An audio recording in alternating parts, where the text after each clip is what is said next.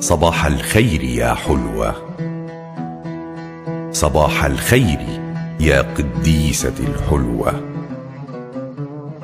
مضى عامان يا أمي على الولد الذي أبحر برحلته الخرافية، وخبأ في حقائبه صباح بلاده الأخضر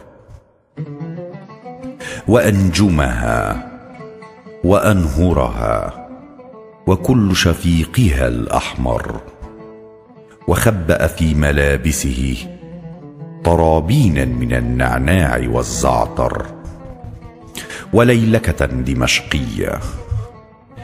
أنا وحدي دخان سجائري يضجر، ومني مقعدي يضجر، وأحزاني عصافير تفتش بعد عن بيضر.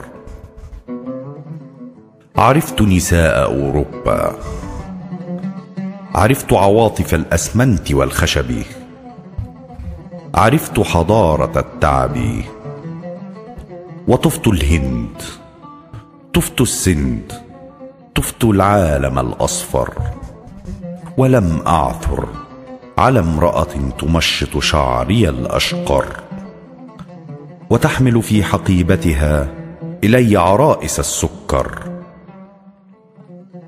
وتكسوني إذا أعرى وتنشلني إذا أعثر. أيا أمي، أيا أمي، أنا الولد الذي أبحر، ولا زالت بخاطره تعيش عروسة السكر.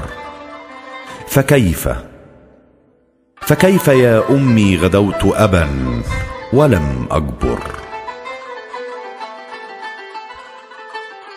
سلامات سلامات إلى بيت سقانا الحب والرحمة، إلى أزهارك البيضاء فرحة ساحة النجمة، إلى تختي، إلى كتبي، إلى أطفال حارتنا، وحيطان ملأناها بفوضى من كتابتنا، إلى قطط كسولات تنام على مشارقنا، وليلكة معرشة على شباك جارتنا.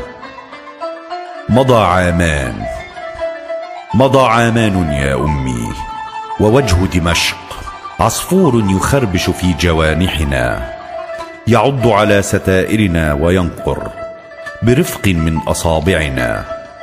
مضى عامان، مضى عامان يا أمي، وليل دمشق، فل دمشق، دور دمشق تسكن في خواطرنا، مآذنها تضيء على مراكبنا، كأن الضوء والأحجار جاءت كلها معنا.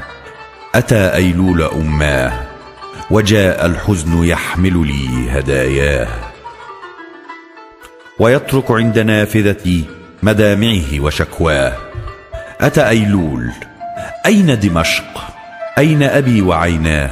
وأين حرير نظرته؟ وأين عبير قهوته؟ سقى الرحمن مثواه. وأين رحاب منزلنا الكبير؟ وأين نعماه؟